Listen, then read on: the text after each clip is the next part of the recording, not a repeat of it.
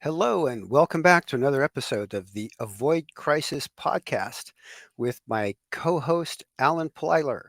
Alan, how you doing? I'm doing well, Ray. Good to see you. And also, it's great to have another guest with us on this journey we've been on, talking about some really important topics, end of life type things. Maybe take a moment here and introduce our guest. Sounds great. Yeah, this is episode 17, August the 10th of 2023. We're joined by Teresa Gutierrez, who's a trust and estate lawyer out of Los Angeles. Hello, Teresa, and thank you for joining us. Can you hear us? I think we lost her audio. Okay. So, what I do want to be make a point here, though, is that during this episode, we are not going to be giving out any individual tax advice or legal advice. The topics we're talking about today are just general information, educational. It's just information. So, if you have specific questions, specific needs, you should consult your own attorney or someone who can give you specific advice. With that, Teresa, I see you're back. Can you hear us? I can hear you perfectly fine. Thank All you, right. Ray. Welcome. Welcome. Tell us a little bit about yourself. Sure. So my name's Teresa Gutierrez. I'm a California wills, trust, and probate attorney, licensed in California, based out of Los Angeles County, but I do represent individuals up and down the beautiful state of California. And I'm so happy and pleased to be here with you, Alan and the Avoid Crisis podcast to discuss this very important topic. Actually, you kind of snuck it in there, but I think that's a great point to start. I think for our listeners is that the law in this area is individual by state. So the concepts you're going to hear today are kind of general. Some of them may be to California, but you should take this to a competent attorney in your state to be sure that what the local rules are. That's a great. You snuck that in there. Good point. Yeah, I think that's definitely a point well taken, Ray. I know you have a national audience, so exactly, folks at home that are listening, take this all with a grain of salt. It's very jurisdiction specific. My points will be more geared toward California, so a neighboring state or state across the country might do things differently. So you'll definitely want to consult with somebody on the ground there that can best advise you as to your specific situation. I'd like to kind of jump right in because I mean this is a great topic, and then the whole idea of planning ahead for your life, and also planning ahead for the potential of death coming at any time.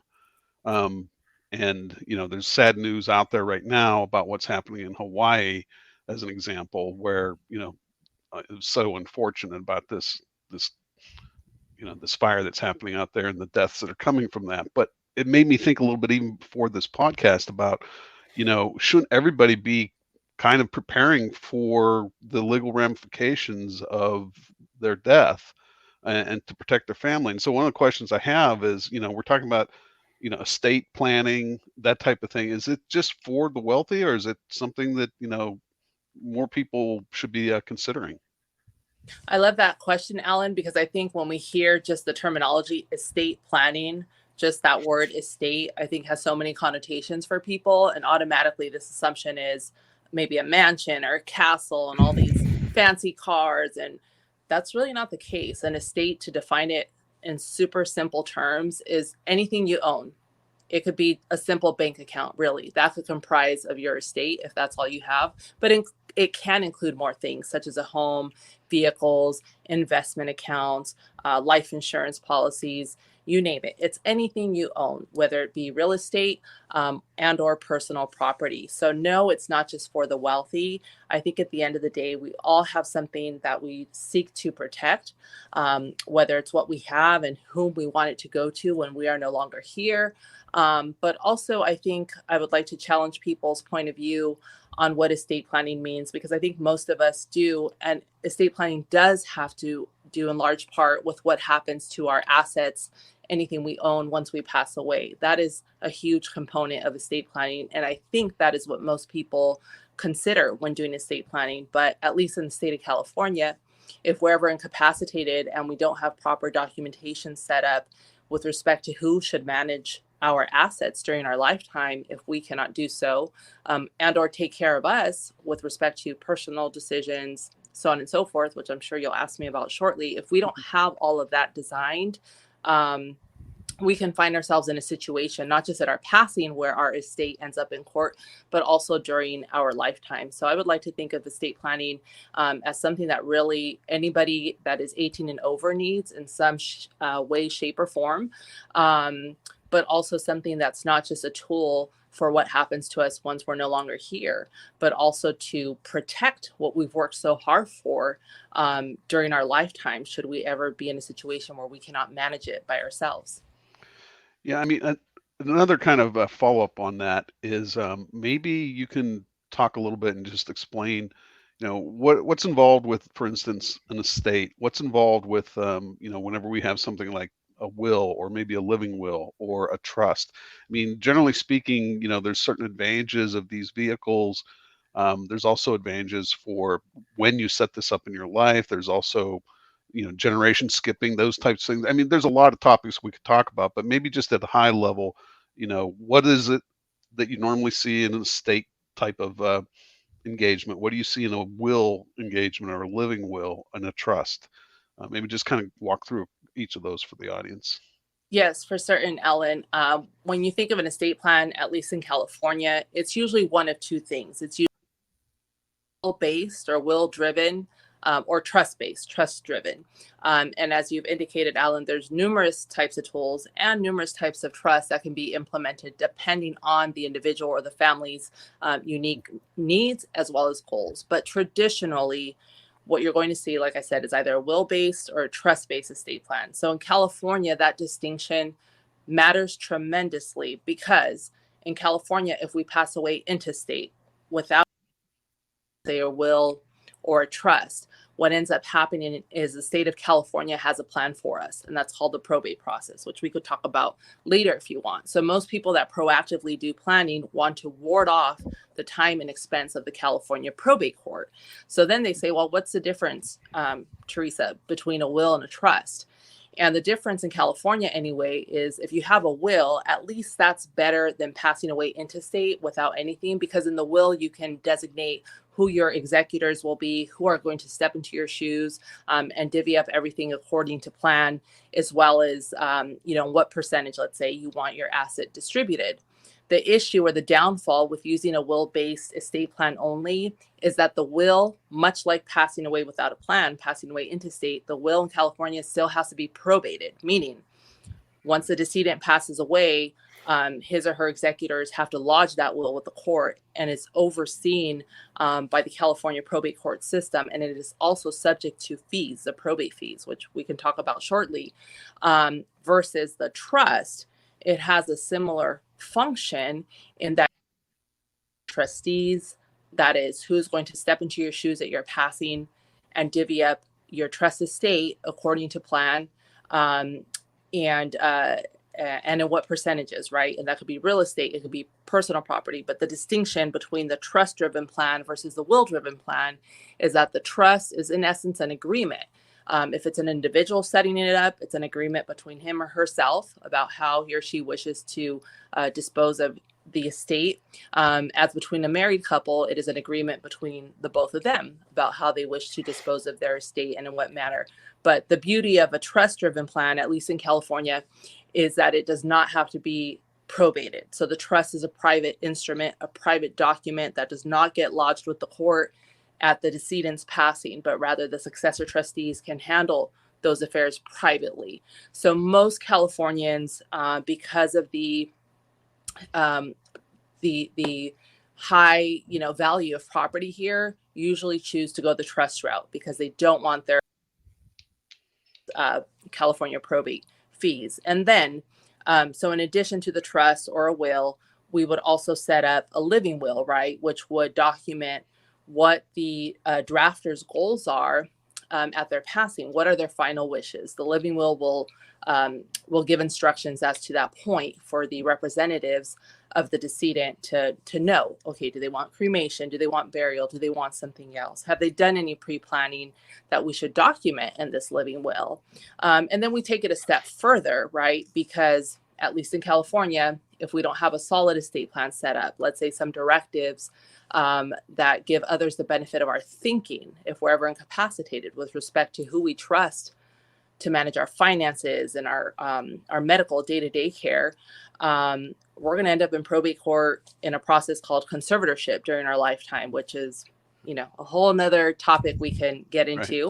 Right. So in addition to that will, the living will, the trust, hopefully you're going to also have a healthcare directive indicating some, wishes, very difficult topics to discuss sometimes, to be honest, about whether or not you wish to prolong life under certain circumstances, whether or not you wish to donate organs, be connected to a ventilator, let's say. All of those important decisions are going to be laid out, hopefully, in a solid estate plan, because in a moment of crisis or emergency, it can already be very difficult for family members to get in there and act on your behalf. And these directives aren't going to necessarily take that emotional component out of the very difficult decision-making process, but it can help mitigate conflict amongst the family or the loved ones that are left behind, because even if they disagree with the person's wishes, at least they know, hey, that was mom or dad's desire, and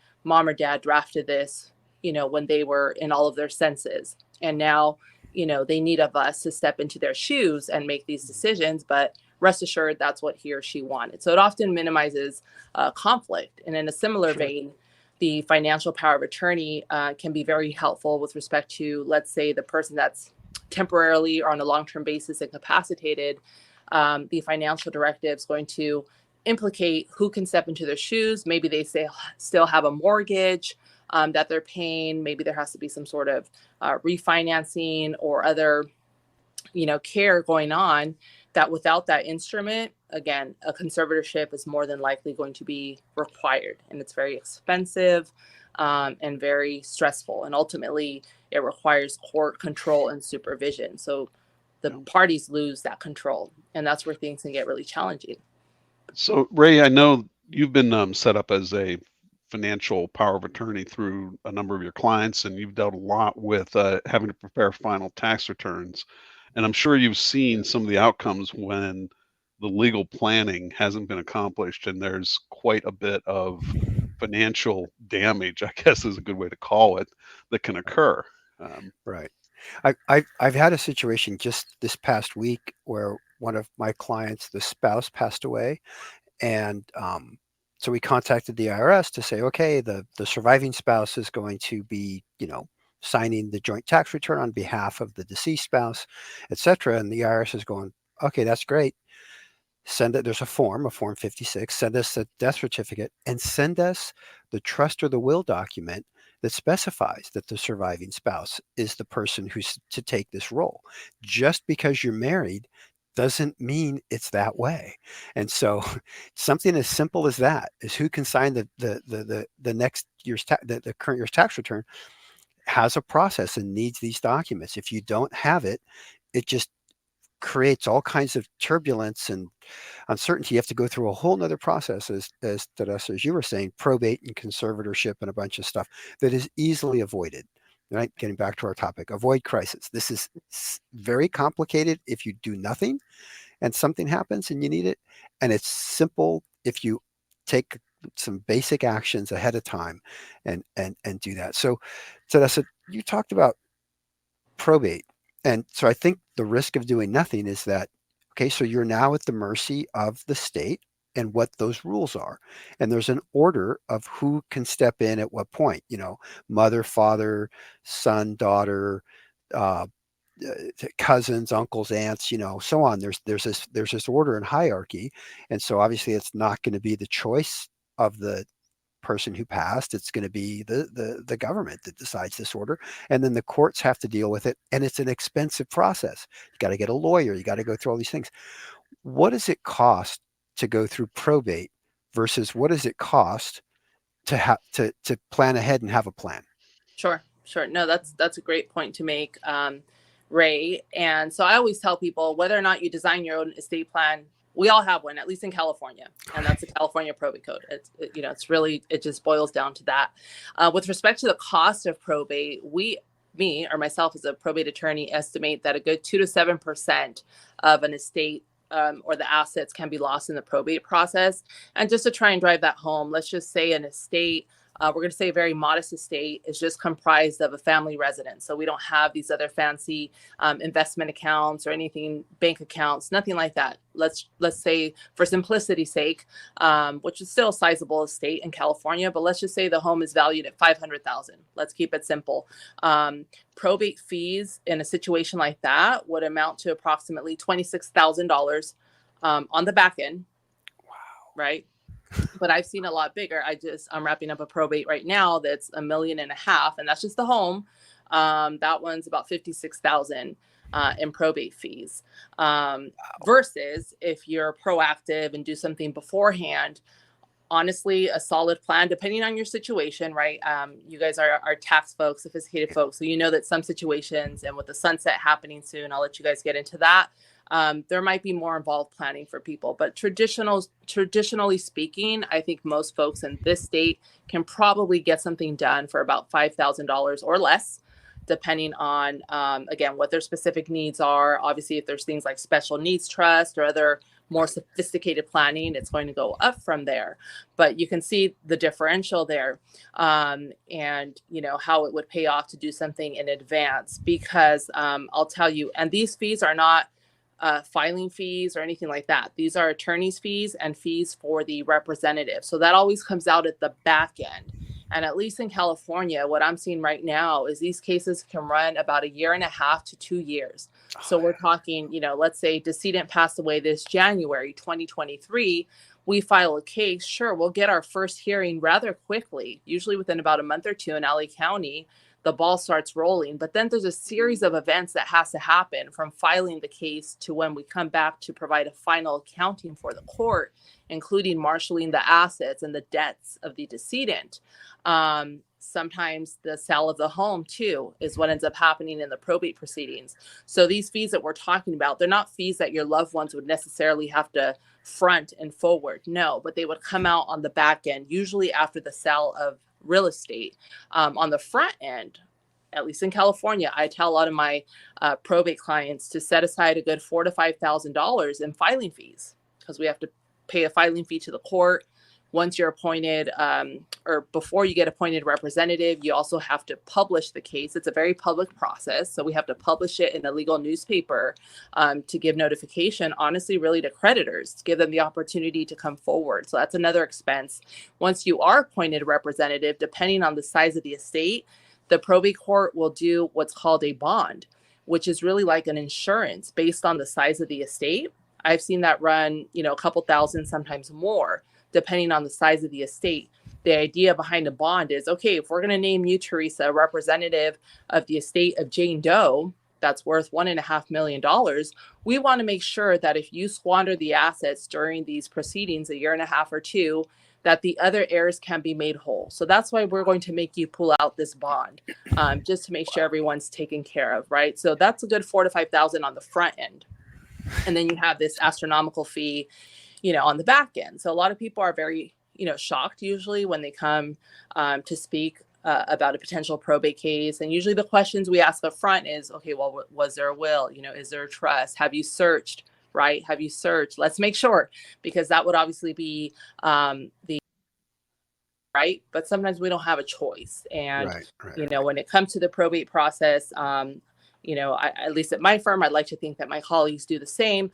I try and counsel folks in a manner that's hopefully going to minimize the back and forth and the length of the process for individuals, meaning, we want to go in there hopefully with non-competing petitions. We don't want a bunch of people asking to serve as representatives. It's not a cushy job. It's a job of responsibility. And like you noted, Ray, in terms of who gets what, that's all set out by code. So a lot of people have this misunderstanding. If I serve as representative, I'm going to have control and decide who gets what. That's not true. That's not true. You are a fiduciary, and the court is going to look at that chart, really simple, and see, did decedent leave a husband or a wife, children? No? Okay, let's move on to the next level of, potential heirs and just keep working our way down.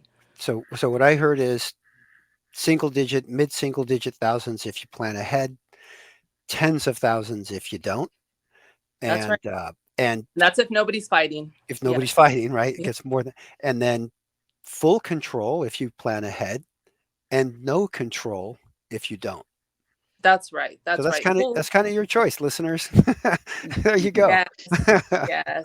And I All know right. it's hard, right? There's so many, day-to-day things we're dealing with in life. And, as we progress in this conversation today, Ray and Alan, I have some tips because it could be very overwhelming. Like, how do I get started? What are some things I could do now to at least Right.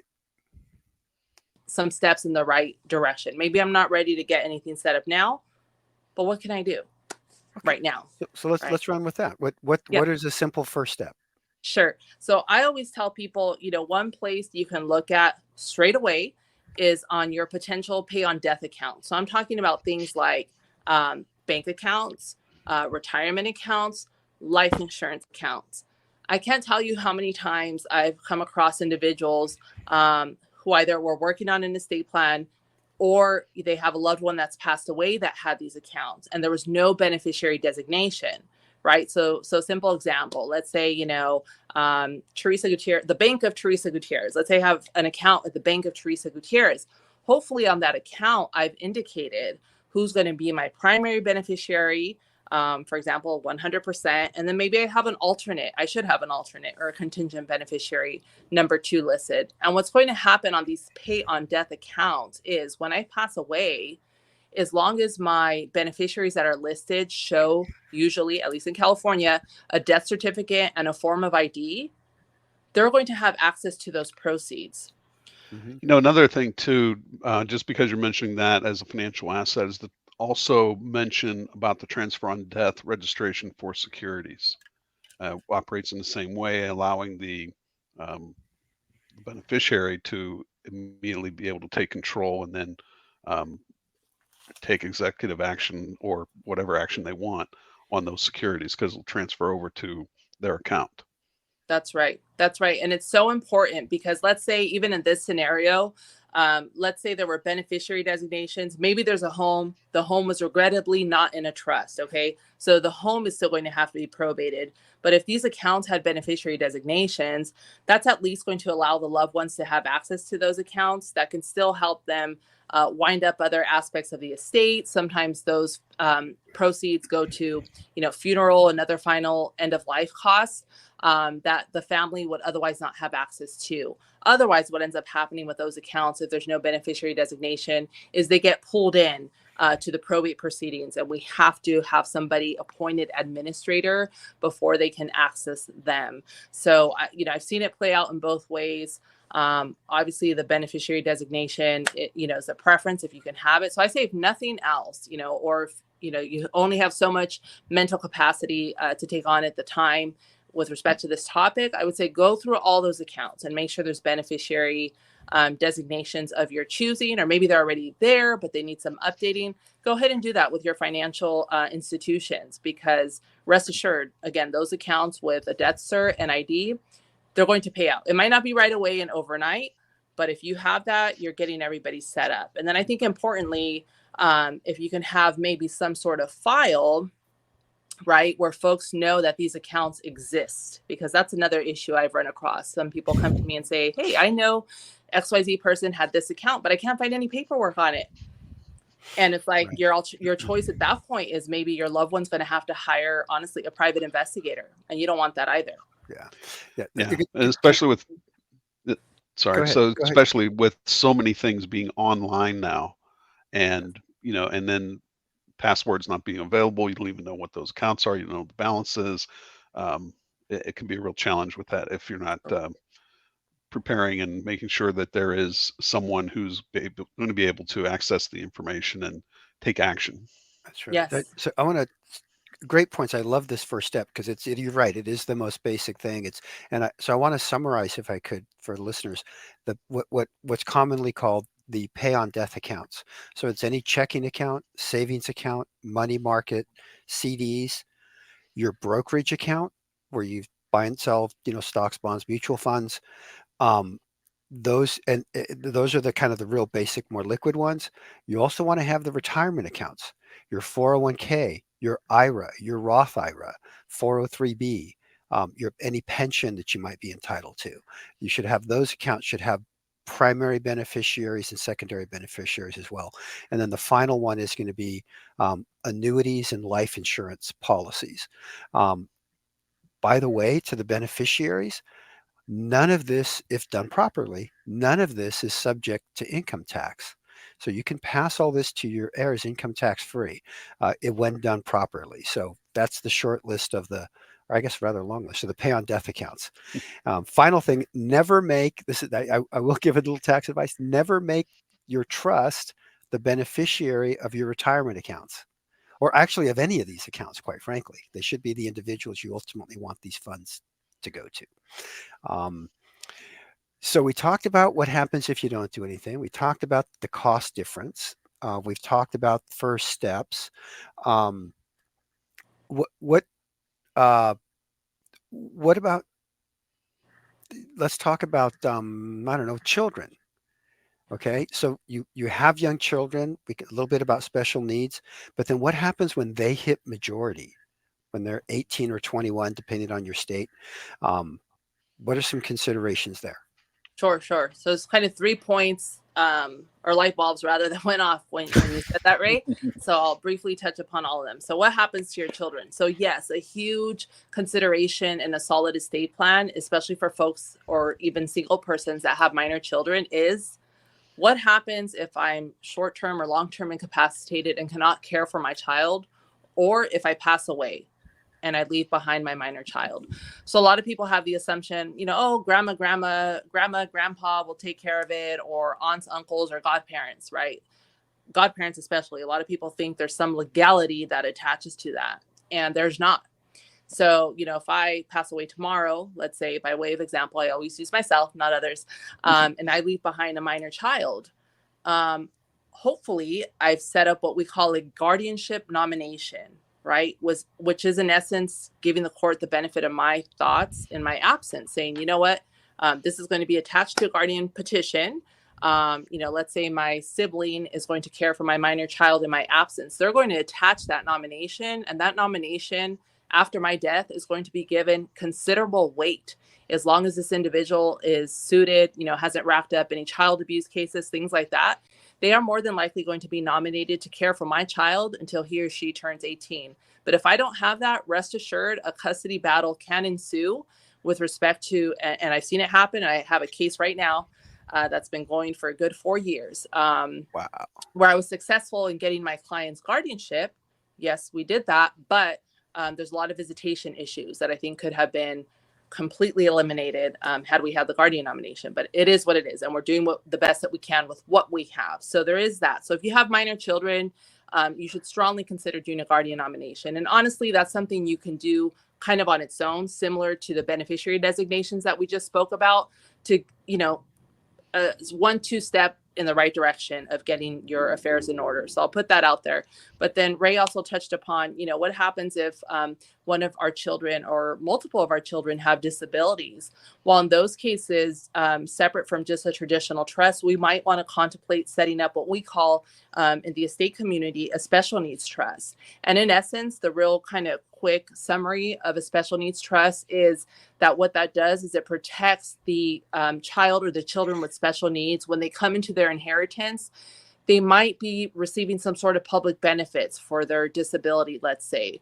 But the fact that they have a special needs trust set up for them means that with respect to their public benefits, this inheritance that's coming their way does in the government determining ongoing eligibility for those services. So special needs trust is very important in that regard, to protect the public benefits, but also to be able to designate individuals. Let's say if I'm the parent with a special needs child, when I'm gone, I need to list individuals that can keep, kind of running the show for my special needs child. So I would do that in a special needs trust. Okay. So you excuse me, you cut out for just a second. I wanted to be sure we caught that if we can get the assets in the special needs trust that are for the benefit of that child for the rest of their life, or as long as the funds last, that it prevents the state from being able to count that against their eligibility for state benefits or ongoing state support. Is that Right. what you were saying? Yes. Okay. Yes. That's one component of it. And then the second component is depending on the disability or the level of functioning that this individual has, he or she might not be in a position to manage those funds or those assets. So the special needs trust would also indicate successor trustees, let's say after myself, the parent, that could step into my shoes. And I would hopefully want maybe 2 or 3 folks in succession in order of preference that would be able to do that. Exactly. Okay. Got it. Mhm. And then now the child hits majority. Now, Yes, exactly. So now it's perfect season, right? Folks have just graduated from high school. They're going off to college. It's kind of that delicate kind of rite of passage where, maybe, young adults have been relying, as they should be, on their parents for support and care. Maybe they still are while they're off in college or transitioning into work life. And now all of a sudden, maybe son or daughters in another state, let's say even out of California, maybe suffered some sort of car accident. Or just got sick on campus, some sort of food poisoning, something like that. But that child is now 18 and barely 18. So wouldn't I, Teresa, as mom, be able to call the medical professionals straight away and have access to the medical file and be able to make decisions? And the answer is no. Legally, no. So ideally in these situations, what we recommend for our young folks is to set up some basic sort of college plan, right? Maybe they don't need the full-blown trust. Maybe they haven't acquired any real estate, but maybe at minimum, they should consider setting up that health directive and that power of attorney. College, that health directive and that power of attorney can help young person, they would hand it off to mom or dad, or mom and dad might somehow be involved in helping them get that set up. But if the unthinkable happens while they're away at school, mom or dad would have access through the medical directive to the medical files, because there'd be some sort of HIPAA waiver in there, giving them authorization so that the medical team knows that they're not going to get sued. And then also on the financial side, mom and dad would have access to, maybe managing credit cards or bank accounts or working with the loan agencies or the university of financial office or the college's financial office on behalf of the young adults. So it's not an automatic thing. And then, so that's definitely something, that we need to think about, because unfortunately it's one of those things that sometimes folks learn about when it's happening. Yeah, we've in this series talked a lot about trying to prepare in many different ways about end of life. And we talked about in a few podcasts earlier about just the whole idea of care, what kind of care for your medical needs, your living needs. We talked about palliative care as well. And we talked about financial planning. And then we're talking today on the legal planning. And I think the same question comes up, and that is, when is it the right time to really start taking this seriously and get something done? Should you wait till you're in your 50s, your 60s, or maybe 70s? I mean, we're all living to 100 at least. So when's the right time to start taking action on this? Yeah, well, the best time. I'm sorry, you cut out. You cut out right. You cut out right there. If you could repeat that, please. Sure. So I said the best time would have been yesterday. The next best time today. I definitely caught, the other segments you've done, and I think you're right. It is a universal theme. I mean, ultimately, listen, these are very difficult topics to discuss. I think just as an individual, if he or she is single with loved ones, it's, even between couples, right? It's just not something we, sit and talk about necessarily by choice anyway, at the dinner table or on the drive on vacation. It's a scary topic. I think for a lot of people, even the guardian nominations, honestly, with estate planning, that's one of the most challenging components of it, trying to figure out who in your absence would best care for your children. Even the best intentioned persons, it's really hard to contemplate your potential and capacity. I think is really hard for people. When I'm sitting here and guiding my clients through these decisions, oftentimes I get the response of, I've never really thought about that. Can you give me an example or, of how things would turn out if I made this decision or that decision, and so on and so forth. But I think it's really, something worthwhile visiting, because similar to your other series, before this one, is unfortunately with estate planning, we do run into situations where it might be too late. Sometimes it might be too late, because for us, estate planners, at least a solid estate planning attorney and a firm is going to look for things like capacity, right? We're not just going to, I could go off on the deep end here, but oftentimes if I get a call and somebody's already in a medical facility, maybe connected to, some sort of pain medication and not 100% lucid, there's probably not going to be much that we could do for them, because the whole essence behind estate planning is that you have the capacity, that you have awareness of what you own, your loved ones. Like, it's just a very, fundamental, basic level of capacity that you're supposed to have to be able to sign these contracts, because in essence, that is what they are. So if you're being medicated and you've just been operated on, that's not going to be the best time. Or if you've been diagnosed with Alzheimer's or dementia, it's not necessarily fatal. Alzheimer's or dementia doesn't mean you can't do it, but there's going to be more cost involved, because oftentimes you have to get some sort of medical clearance to be able to do it, and or have several meetings to identify times when you are most lucid over. And I think we disconnected a little, but in terms of where your cognitive ability is on the decline, Sure. You're going to have maybe added meetings to document your capacity, especially if there's some concern that someone might posthumously challenge your plan, right? We want to take steps during your lifetime to minimize that potentiality that someone's going to try and invalidate a trust or a will because you were, quote unquote, just diagnosed with Alzheimer's. I think that's why I really think, in my experience, that planning ahead can ward off all of the things that can go wrong in this process. With the void crisis, we've mentioned many times that you need to think and analyze. That's the first step. Then you need to make some decisions. So you need to decide and then act. And a lot of what you've covered here today is really kind of highlighting the importance of taking action on the legal side, because it's going to save money in the whole avoidance of probate. And it's also going to result in a more timely transfer of assets to your heirs.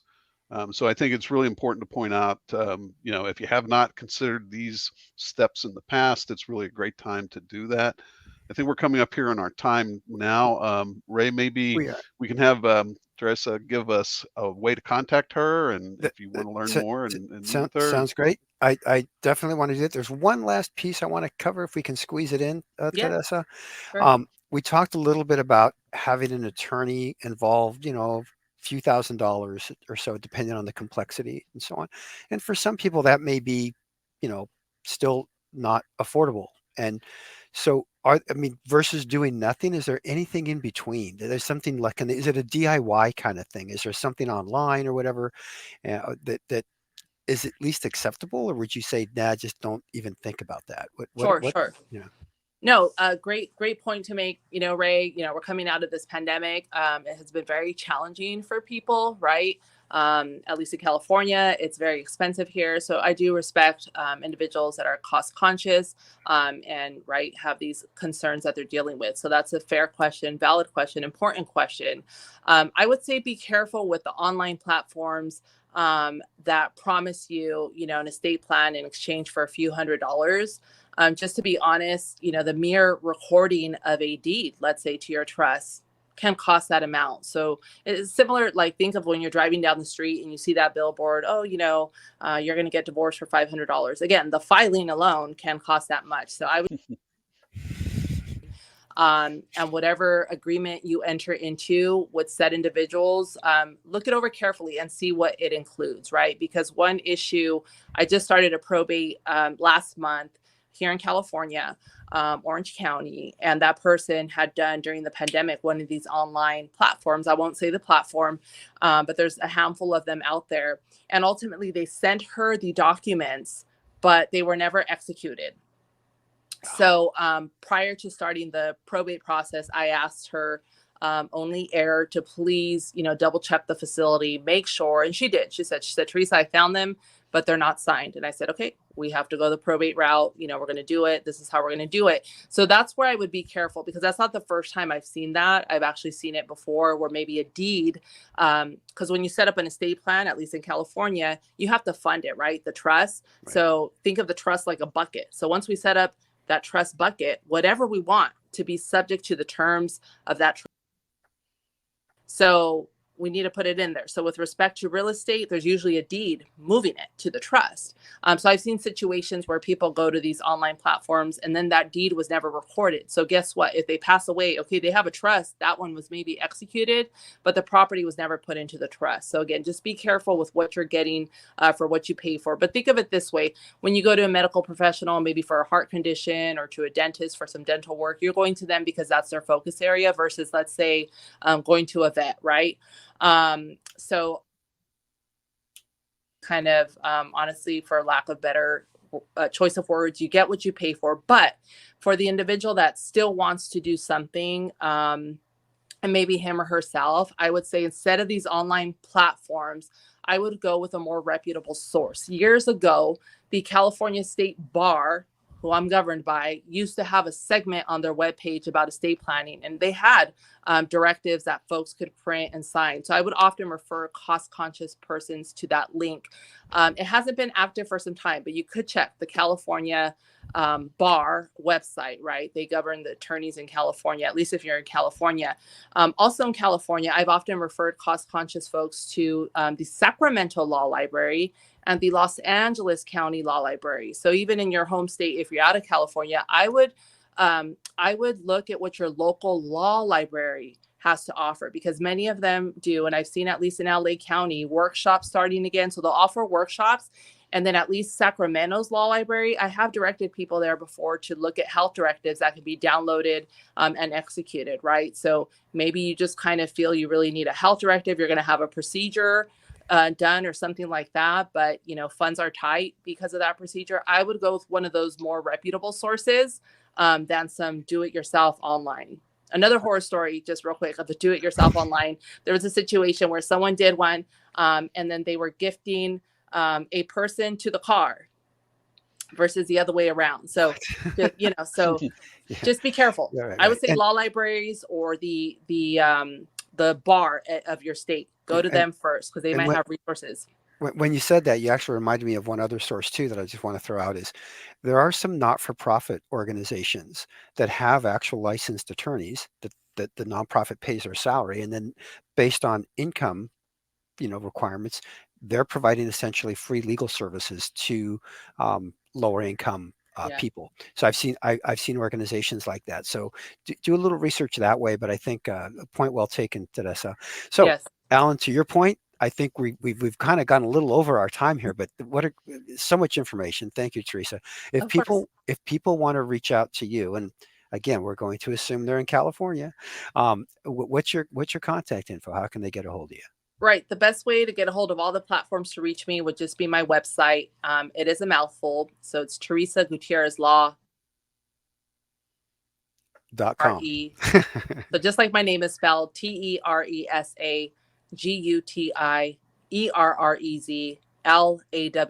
TeresaGutierrezLaw.com. You'll get phone number. You could send a message directly, and the other platforms you'll have access to from there as well. Great. Thanks very much. Remind our listeners, follow us at avoidcrisis.com. Send us emails. Listen to our future episodes. Alan, what do we got in store in the future? Well, first of all, let's just talk about the emails. It's Ray, R-E-Y, at avoidcrisis.com, and it's Alan, L-E-N, at avoidcrisis.com. And, we are now wrapping up on the series here about aging and elderly care. I think it's been a great series. And we're going to move into, in our next podcast, a series of AI benefiters. And those benefiters are companies that are publicly traded, where based on the Avoid Crisis research team, which is basically me, we've come up with some ideas of some investments you potentially could make. Obviously, we're not going to provide any kind of investment advice, but we're going to point out how our research, and I know, Ray, you're going to be helping me on this, our research indicates that they will be a benefiter from AI, artificial intelligence, machine learning, and that's going to potentially result in maybe some movements of their stock. So Sounds exciting. We hear a lot about AI, and I think a lot of people are almost like deer in the headlights. Well, what does this mean? What do I do? How does this going to affect me? And there's different aspects. There's professionally, but then there's also just as a consumer and as an investor. So this is going to be a real interesting series, Alan. Looking forward to it. Our series on AI. Teresa, thank you again for joining us. We really Thank you for appreciate having me. all your expertise and knowledge and stories that you shared with us today. And listeners, we'll see you in a couple weeks. We're going every other week at this point. So until then, good day.